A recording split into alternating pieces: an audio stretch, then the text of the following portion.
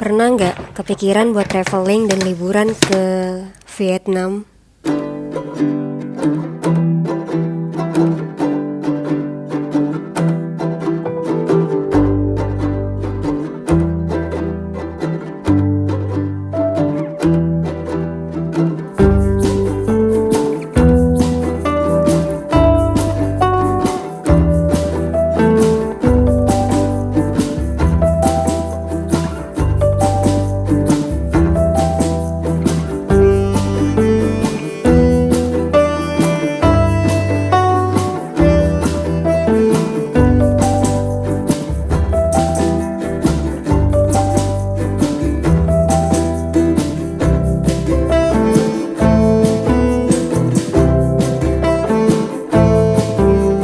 Ada apa ya di Vietnam?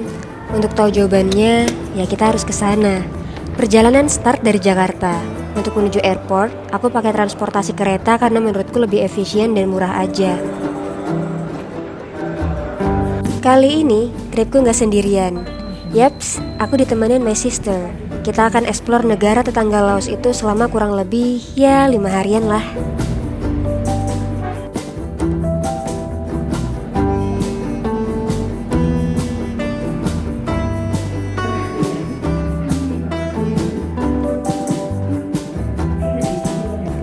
FYI, dari Indonesia nggak ada penerbangan langsung ke Vietnam. Jadi, kita akan transit dulu selama 5 jam di Malaysia sebelum akhirnya berangkat ke negara tujuan. Setelah urusan check-in dan segala macam kelar, tiba-tiba dua cewek ini lapar. Berhubung flightnya jam 9 malam, jadi kita mutusin buat cari makan biar ntar kalau di pesawat tinggal tidur aja karena kenyang.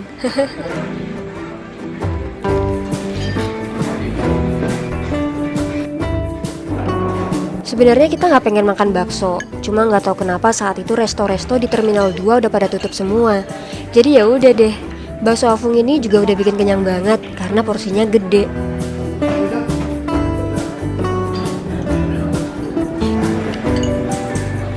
Akhirnya jam boarding pun tiba. Langsung deh geret koper buat naik ke pesawat. Flight ke Malaysia ditempuh dalam 2 jam dari Jakarta. Kita akan sampai di sana pukul 12 malam waktu setempat.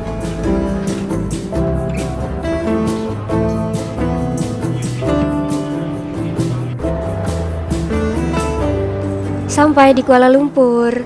Karena transit sebentar, jadi kita cuma akan stay aja di airport. Biar nggak ngantuk, cari kafein kali ya. Melipir deh ke Starbucks buat beli kopi. Abis itu, ya udah nggak ngapa-ngapain.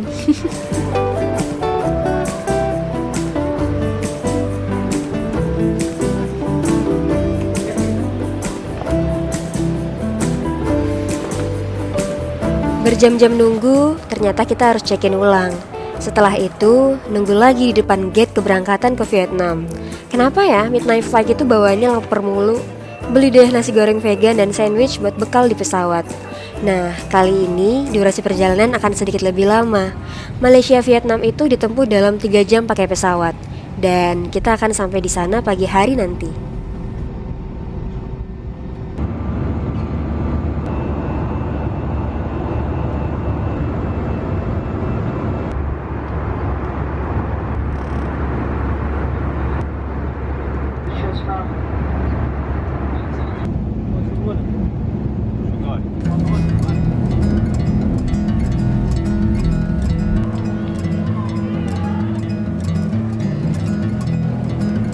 Selamat datang di Hanoi, ibu kota Vietnam. Semua keseruan akan dimulai dari sini. Untuk sampai ke kota, dari Noi Bai International Airport, kita harus naik taksi sekitar 1 jam. Beruntungnya di Hanoi, ada aplikasi taksi online yang pasti gak asing buat warga Indonesia. Yaps, Gojek. Di Vietnam itu ada Gojek, dan sistemnya juga sama kayak Gojek di Indonesia. Urusan transport jadi jauh lebih mudah.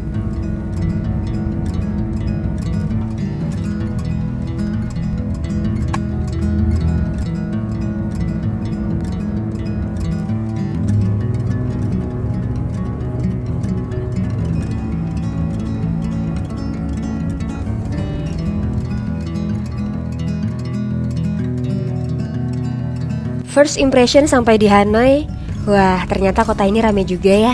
Pengendara motor memenuhi setiap ruas di jalan. Banyak juga pejalan kaki dan pedagang. Bagian yang aku suka adalah bangunannya, klasik dan retro. Antara satu dan yang lain dibuat berdekatan, jadi kesannya lebih padat aja.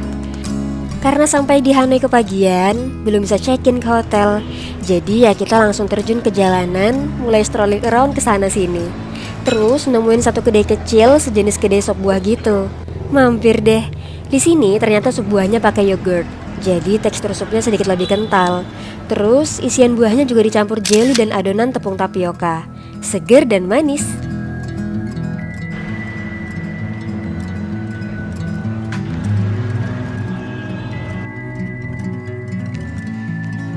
Abis dari sana, kita lanjut jalan cari kopi Vietnam. Ini adalah hal yang paling bikin aku excited karena seperti banyak orang tahu, Vietnam juga dikenal karena kopinya. Kayak apa sih rasanya kopi Vietnam di negaranya sendiri? Sampailah di kedai kopi yang entrance-nya kayak gini. Jadi kita harus naik ke atas dulu untuk masuk ke sana. Turns out di sini ternyata banyak banget foreigner atau turis yang juga mau ngopi. Kita pesan coconut coffee. Untuk kopinya dia nggak terlalu strong, manis, ada rasa kelapa yang cukup balance sama kopinya.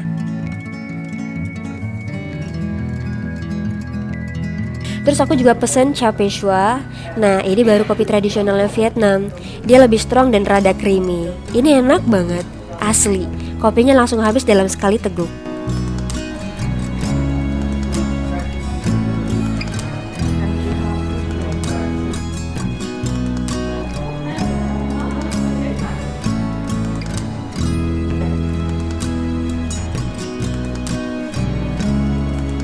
Setelah bayar di kasir, kita mau jalan lagi. Gak tahu kemana, pokoknya jalan aja. Kenalan lah sama kotanya. Terus di tengah jalan, ketemu satu tempat yang cukup unik. Di dalamnya semacam ada pameran fotografi gitu. Dan ini gratis.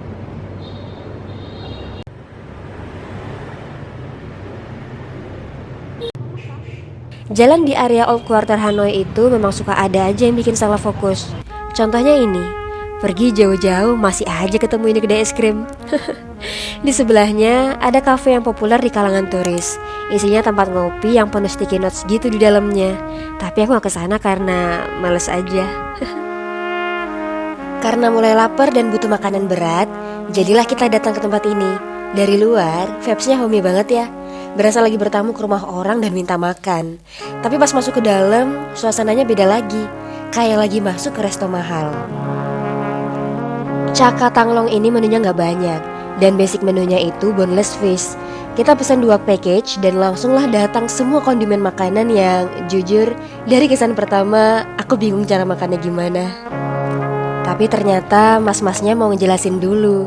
Dan sepanjang dia ngasih tahu, aku cuma bisa bengong karena masih berasa asing aja.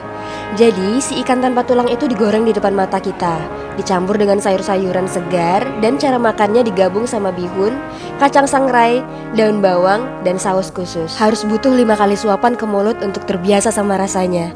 Di awal-awal ini berasa aneh, tapi di akhir-akhir ini jadi enak. Rasanya jadi make sense aja.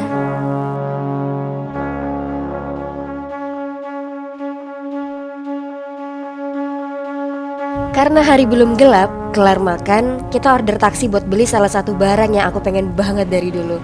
Beli sepatu di negara produksinya langsung. Selain lebih murah, experience-nya beda aja. Seneng banget.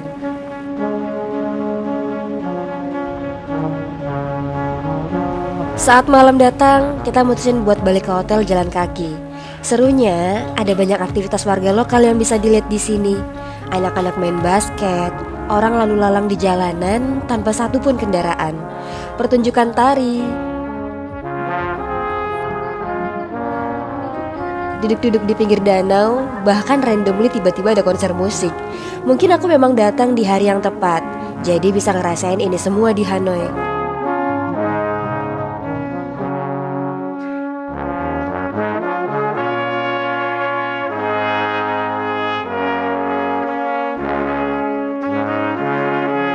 Selain itu, ada juga dancing night yang mana warga Hanoi itu dansa di tengah-tengah jalan. Sesuatu yang kayaknya gak pernah aku lihat selama tinggal di Indonesia. Dan jujur aja, ini indah banget. Lihat orang do something fun bersama orang tersayang diiringi musik itu priceless banget rasanya. Makin dekat ke hotel, ketemu lagi Hanoi Night Market yang isinya warga Hanoi berjualan barang-barang unik, pakaian, pokoknya macem-macem deh. Aku pengen sih explore semuanya, tapi di malam itu rasanya capek banget jadi milih istirahat aja di hotel. Tapi sampai hotel bukannya tidur malah lapar. Ada-ada aja memang. Setelah perjuangan milih makanan di GoFood, akhirnya mutusin makan nasi ayam ini.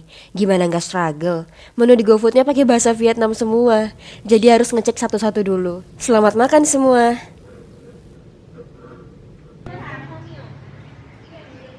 Hari kedua di Hanoi, petualangan dimulai dari tempat perlintasan kereta paling populer di negeri ini. Ya, Hanoi Train Street. Posisi jalur rel yang ada di tengah pemukiman penduduk membuatnya jadi punya daya tarik. Jalur kereta ini masih aktif, jadwalnya berbeda-beda setiap hari. Kalau mau masuk ke sini, ikutin aja warga lokal yang nawarin kopi. Kita akan diajak ke kedai kopi mereka, minum kopi sambil menunggu kereta datang.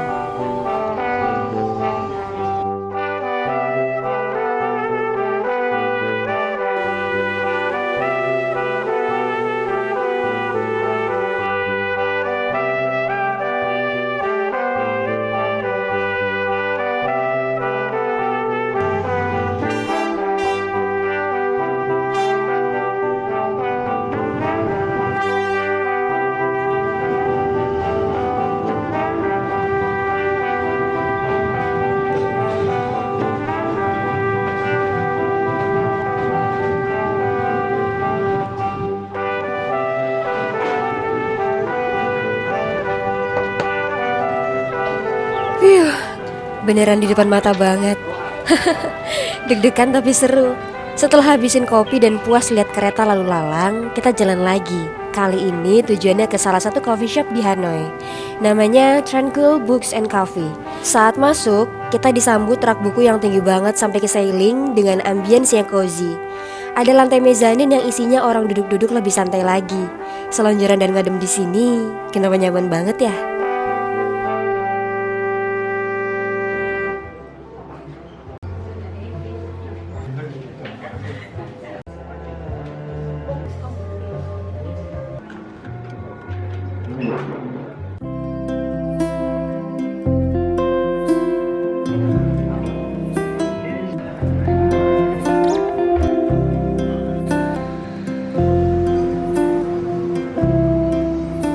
Tapi karena kita sadar punya beberapa tempat yang harus didatengin, jadinya kita cabut dari situ.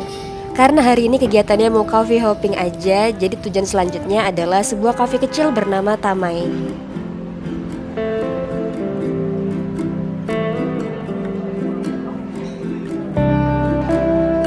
Tempat ini lebih artistik, homey, dan lebih nyaman dari sebelumnya. Mereka punya menu baru yang direkomendasikan, sejenis banana toast yang dikasih es krim gitu. Ini enak kok, tapi kayaknya aku bisa bikin sendiri di rumah.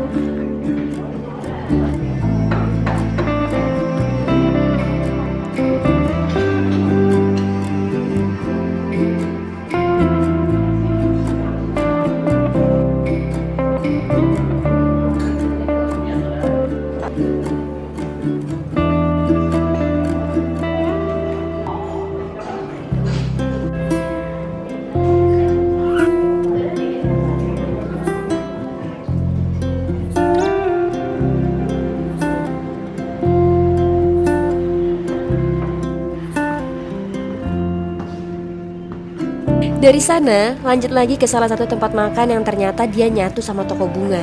Pas masuk, nggak tahu kenapa vibes-nya kayak lagi di Diagon Alley. Kalau nonton Harry Potter, pasti hafal. Dan di sini kita order spaghetti.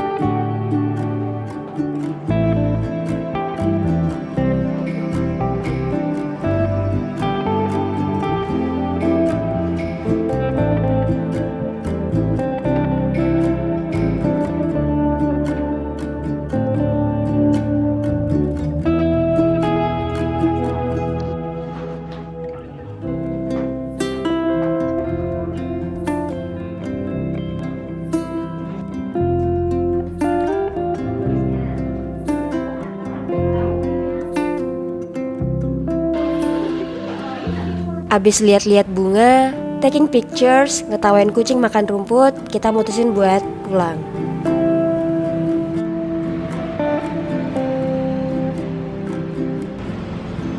Malamnya, ini adalah hal yang juga aku nanti-nantikan begitu sampai di Hanoi.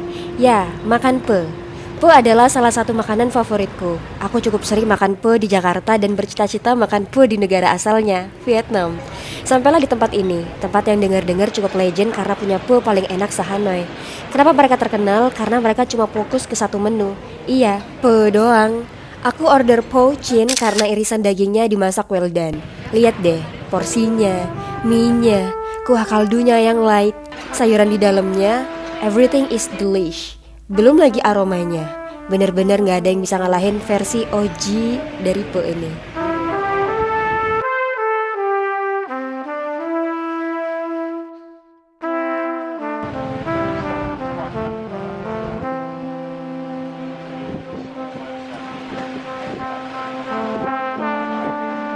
Habis kekenyangan dan bahagia makan pho, aku berniat untuk explore night market. Karena kemarin gak sempet, jadinya sekarang aja.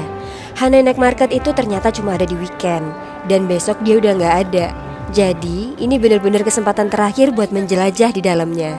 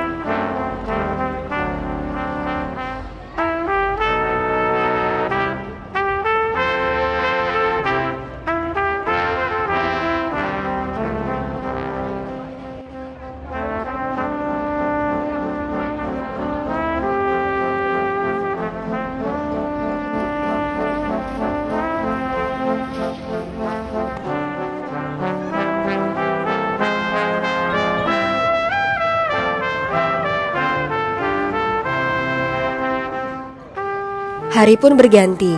Pagi ini aku udah ada di satu tempat untuk sarapan. Pas masuk ke tempat ini, entah kenapa mendadak lupa kalau lagi di Hanoi.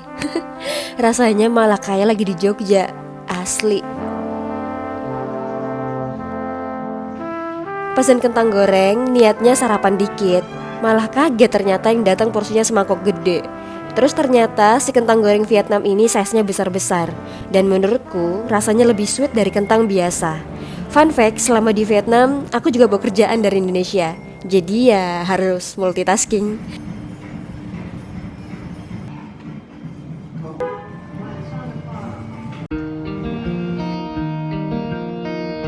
Setelah kelar makan dan ngelarin kerjaan, lanjut jalan pakai ojek online. By the way, lihat deh helm Gojeknya. Unik ya? Dan satu Vietnam itu pakai helm yang modelnya gini semua.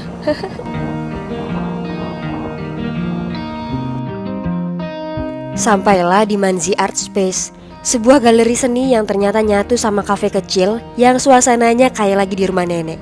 Adem banget. Di sini ada banyak banget karya lukis, art print, dan benda-benda artistik. Sampai video ini dipublish, aku masih nyesel banget gak beli 1 atau 2 karya dari sini.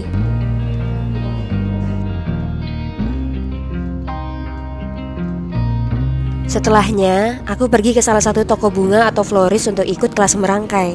Kita belajar langsung oleh perangkai bunga di sini. Dan ini adalah post workshop alias aku gak nge-take footage apapun saat kelas berlangsung. But it was fine.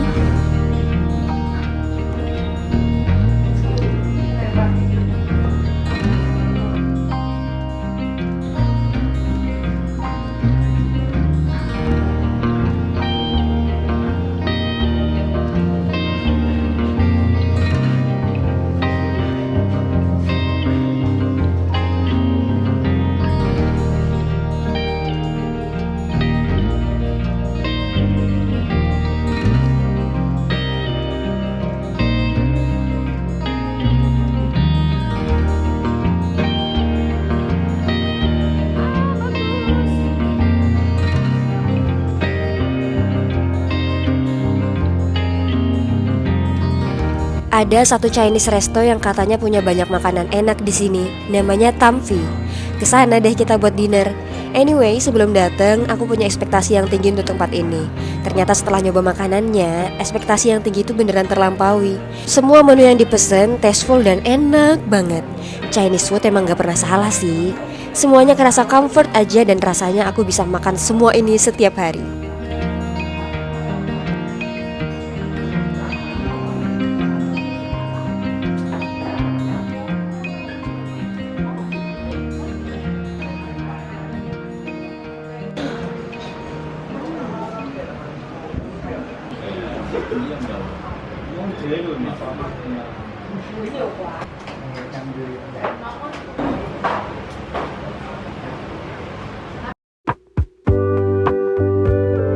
Last day in Hanoi, sebenarnya aku masih punya banyak list tempat yang belum didatengin.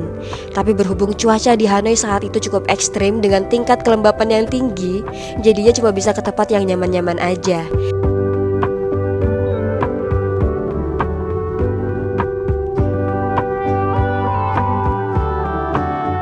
Contohnya tempat ini.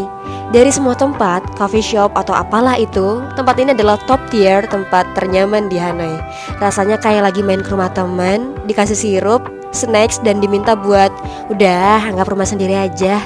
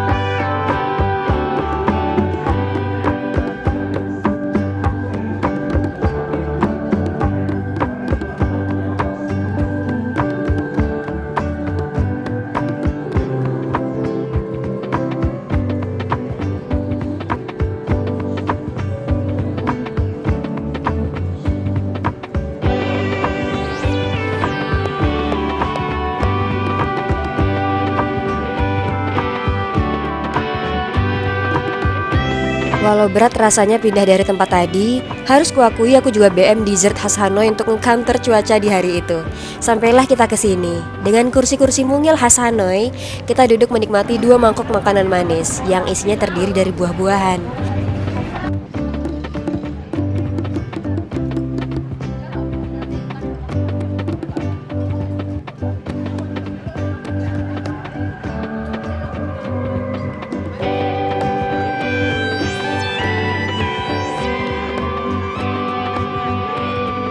Yang putih itu rasanya milky banget, enak.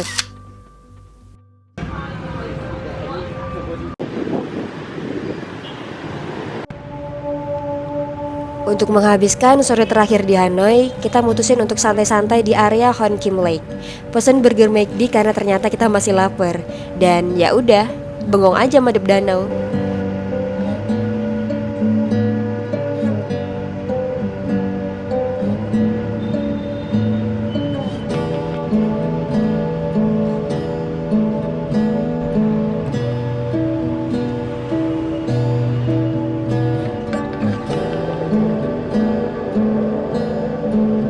Terus tiba-tiba ketemu bapak-bapak yang randomnya minta difotoin.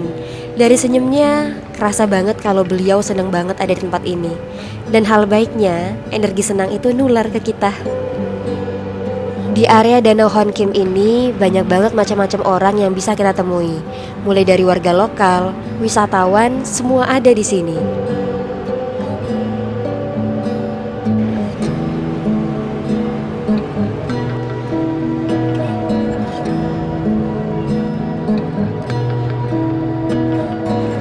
Dan kegiatannya juga macam-macam.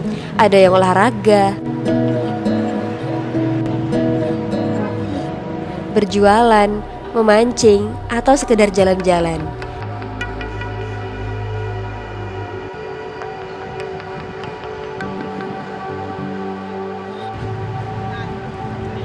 Di area danau ada jembatan warna merah yang terhubung ke pulau kecil di tengah danau. Untuk lewat jembatan, kita harus bayar. Gak mahal kok, tapi kurasa kayaknya ngeliat dari sini aja udah cukup.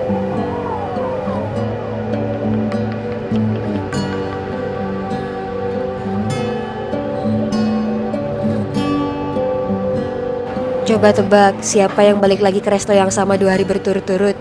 Aku. Saking sukanya sama makanan di sini, kita sampai bela-belain datang lagi dan pesen menu yang nyaris sama. Ini agak mustahil, tapi aku akan jadi pelanggan pertama yang datang kalau dia buka cabang di Indonesia.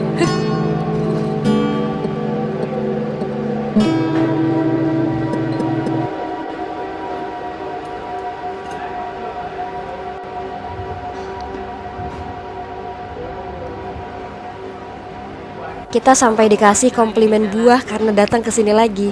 Sepele sih, tapi ini akan jadi core memory yang gak akan pernah bisa dilupakan pada malam terakhir di Hanoi.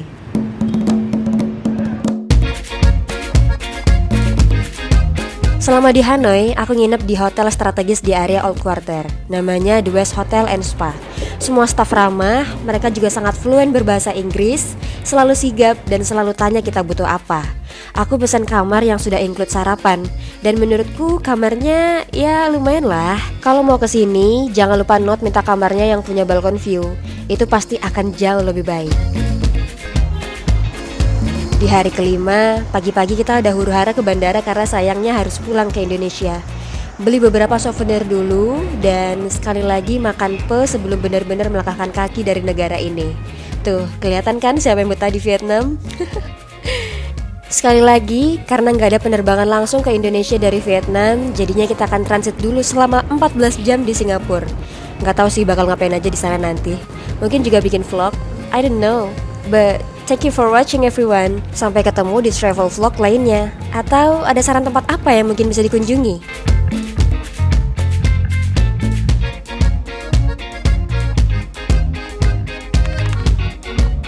Terima kasih sudah menonton sampai habis. Ini adalah tips dan rangkaian budget kalau kamu mau traveling ke Vietnam juga.